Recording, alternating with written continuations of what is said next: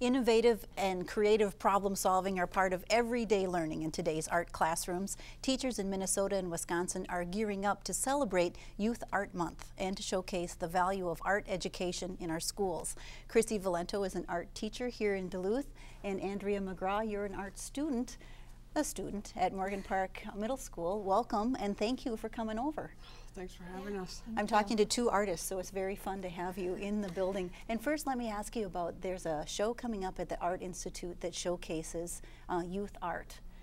We have some pictures that you shared with us. Why is it important to have a place where you can show off the art that's out there? You know, my students are so amazing, and I think for them to have a chance to have things shown for the public to see, just what we're doing in the classroom and what they're doing and where they started, where they're going to.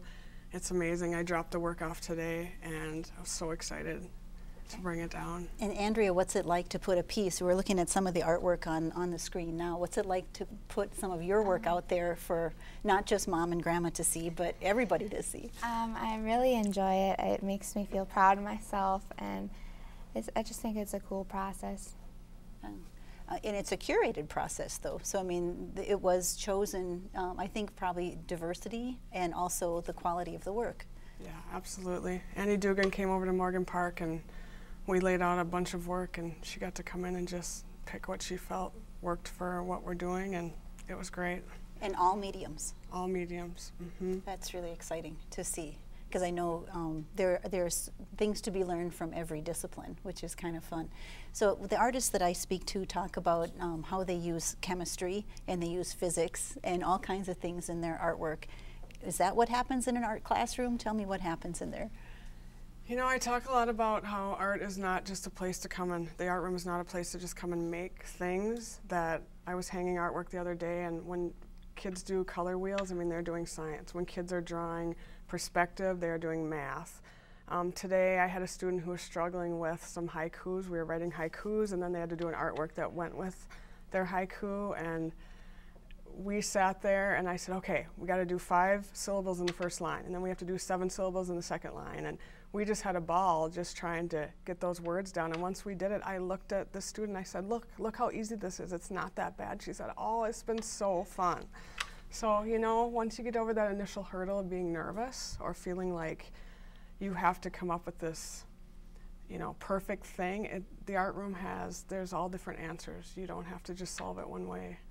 So Andrea, I was asking you, how did you pick art, and what's it like in the art classroom? I just really like art. I think it's a great environment, lots of colors, and it always makes me happy. I'm always excited to go to art. So. And what about your peers? What do you see happen? I mean, do you see some light bulbs go off?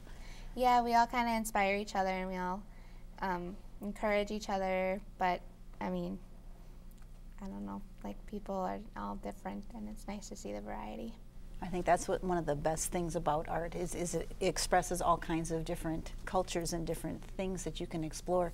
Now you have a piece in the Art Institute show that's coming up, as well as one at the Kruk Gallery at UWS. Yeah. So how does that feel to be selected for the art shows? Feels pretty good.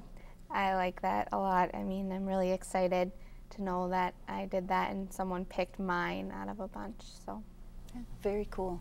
Chrissy, I have a tough question for you, and it's maybe political, but everybody knows what the budget is for schools in general, and the Duluth School District, I think, faces even more challenges going forward. How do you make sure art gets in there, or why should it, what value does it have? You know, we try to talk about it as much as we can and how important it is for kids to come into an art classroom and problem solve, and some kids who maybe struggle in other areas, they come into the art room and that's where they succeed.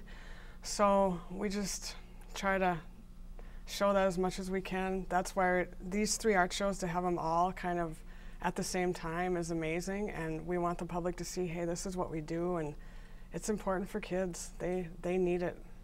The expression, the opportunity to show off what they do. And you know, even today, I was doing a lesson with my 6th graders on portraits, and I'm just so amazed at what kids show me. I learn so much from them. They show me things that, you know, I've been looking at the same things for, you know, years and years, and they'll point something out and I'll think, oh, I hadn't seen that before.